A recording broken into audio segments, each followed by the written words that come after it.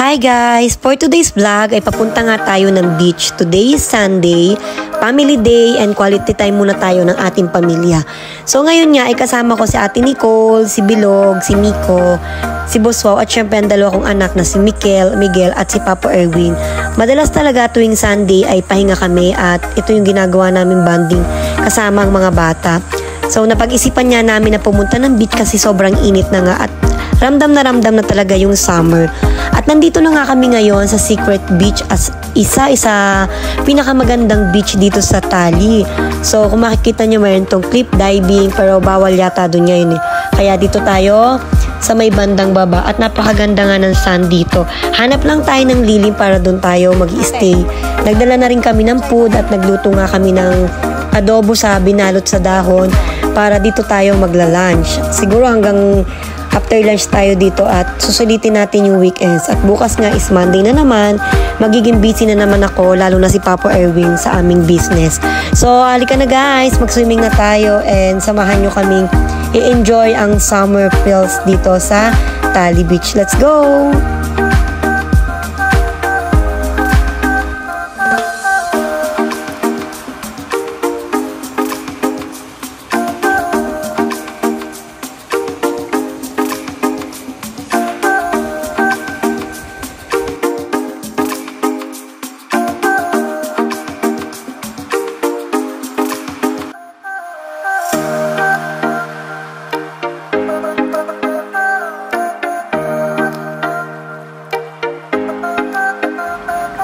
Medyo wala nga tayong mapupwesto ang maganda dito dahil mainit na.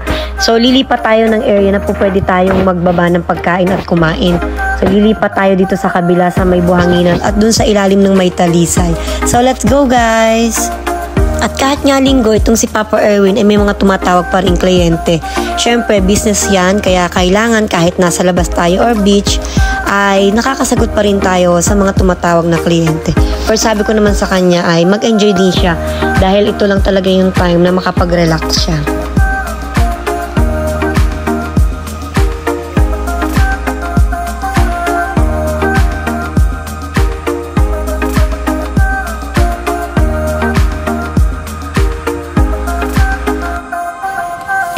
May nakita na nga kaming pupwestohan namin dito sa bandang dulo dahil malilim nga dito at malinis. So dito na lang tayo mag-i-stay para makakain tayo ng maayos. So ayan, naglalakad na nga kami at ine-enjoy ko nga yung sand. Kasi napakasarap nga nung buhangin sa paa at napakatirik ng araw kaya talaga mag-e-enjoy kapag ganito yung panahon.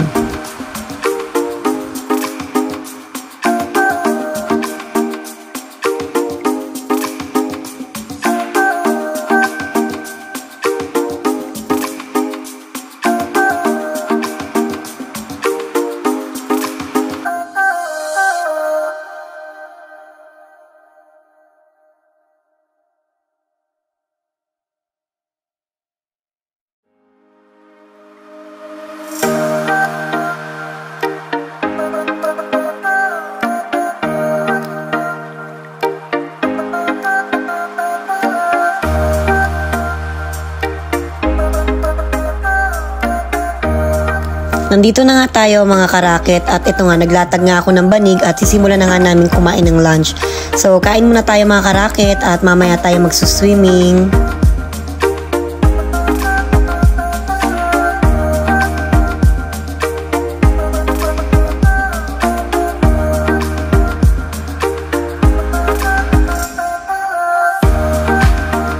Finally, nakatapos na nga tayo mag-lunch at nagaya na nga silang mag-swimming habang hindi pa daw masyadong tirik yung araw. So, let's go guys!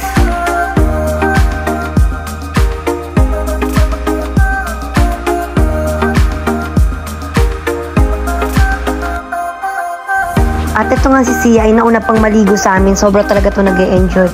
Alam nyo guys, nakaka-relax talaga yung mga gantong may alagang aso o pusa.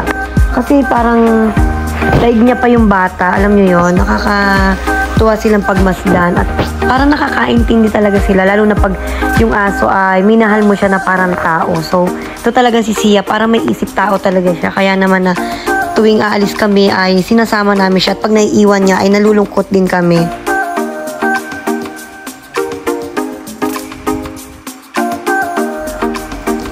ito nga si Boss Wow, ay parang hindi talaga siya mahilig maligo ng dagat or pool.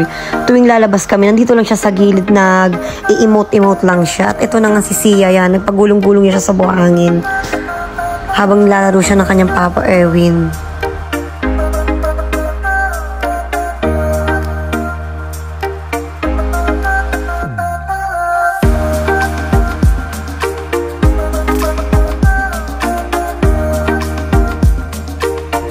Magwa 1 PM na nga nito guys, kaya nagkayaya na kaming umuwi kasi medyo mainit na talaga.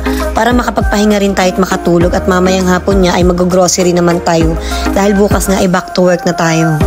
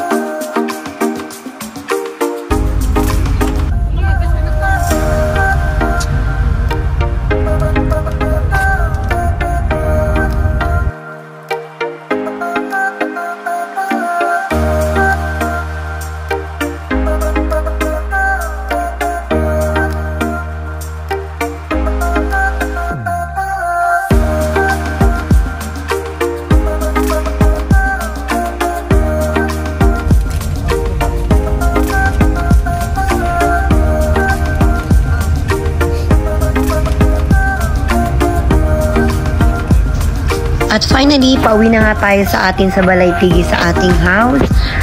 Thank you for watching. See you on my next vlog. Bye!